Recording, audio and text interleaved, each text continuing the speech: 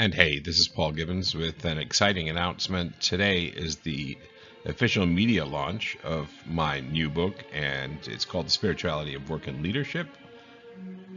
Finding meaning, joy, and purpose in what you do. It's out today in both digital and paperback formats. This is a short video to tell you a little bit about it. Unlike many books that have business as their focus, I've put some, things I'm very pleased with in it. It's got art, it's got poetry, it's got quotes, it's got humor. The quotes are from Inigo Montoya and great philosophers throughout the ages, and Notorious B.I.G., and just really had a lot of fun with that as I was writing the book. So I've even managed to weave in some humor and some mathematics, and really it's very rich in terms of content. So what's in it? Two sections, really. Spirituality of work and leadership. I take the position of an evolutionary biologist in studying starting with how spirituality helped human beings evolve into the amazing species that we are now, really contrasting our journey over the last 100,000 years with other primates and mammals, and looking at like how we came to become the amazing species that we are. I then talk about the diversity of 21st century spirituality and the idea of spiritual growth and development, both to develop spiritually, but also as an asset in the workplace and in life. I talk about the history of work and the notion of work in our culture, and whether work in some respects and even spirituality in some respects can be used to, as the quote says in the book, make the intolerable tolerable.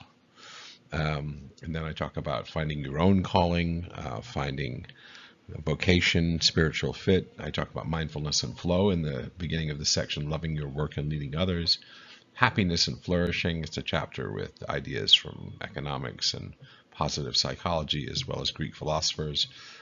I then get much more heavily into philosophy, talking about the philosophy of purpose. Many books take a psychological perspective on purpose, and I take a more philosophical perspective. And then finally, spirituality and leadership, finishing, I think, with a study of the COVID crisis and what we may have learned about spirituality from watching leaders operate in a crisis environment.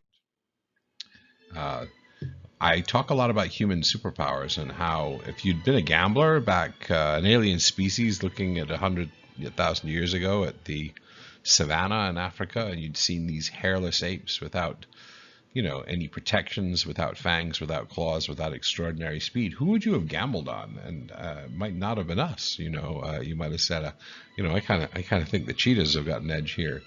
But we triumphed, and why did we triumph? Collaboration, being able to imagine different realities, metacognition, which is something I talk about in the book, our playfulness and curiosity, and development of symbolic thought, art and math. And all of those are related, I think, to how we develop spiritually. So I think you'll find that very rich.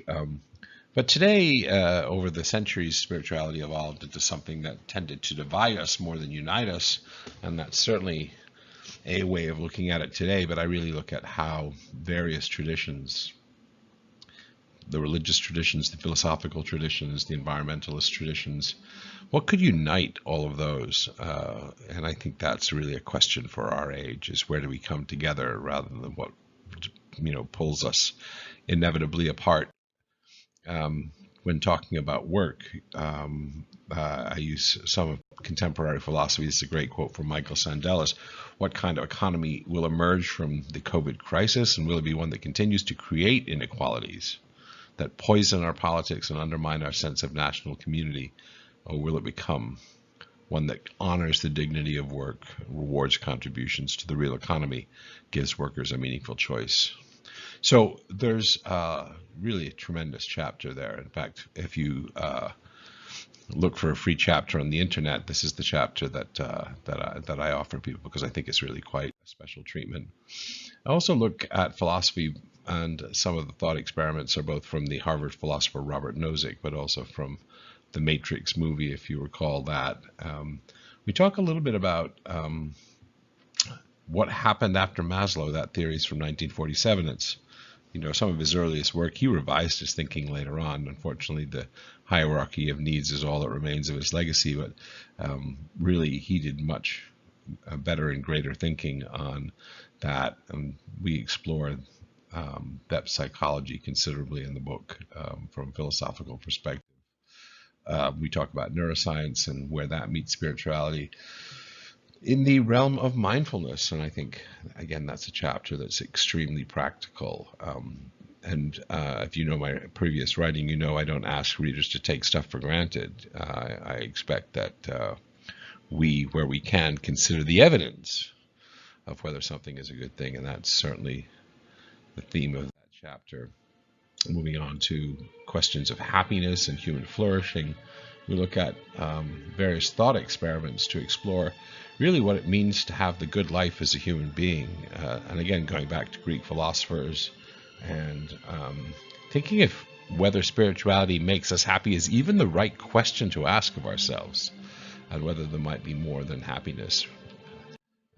We then look at the Greek Transcendentals in the chapter on purpose. We have Médecins Sans Frontières at the top left. We have Plato's Academy, and we have the Lotus Building in China.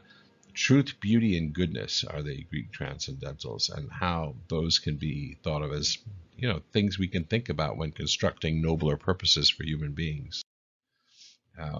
We then move on to spirituality and leadership, and it's a little bit of a model soup for sure. But really it's for people who want to understand some of the thinking over the last few decades on spirituality and leadership, including many of my own contributions to that over time. And then we finally contrast some of the leadership we've seen during the time of the COVID crisis, and without going into a very personal discussion about specific leaders, but it's more about the principles and themes that we've seen emerge. And then finally, my request is that you check it out, that if it's the sort of thing that's obviously interested in and you're up for, please get a copy today if you can. It's the media launch. It would be great to have an Amazon surge. If you love the book, please tell your friends and your book clubs and your network about it. What's so helpful is to write a 2-line review or 2-minute review on Amazon. That would make an amazing difference. Or if you have, a few more minutes, then perhaps a LinkedIn review to your followers on LinkedIn. That would really help get the word out. And I'll be publishing ad nauseum on social media, so please reshare or like what you see on social media. That will really also help. So thank you. Thanks for listening to this short video about the book, and I look forward to participating in many dialogues on the book over the course of the next months as it tries to fight its way through the noisy book market.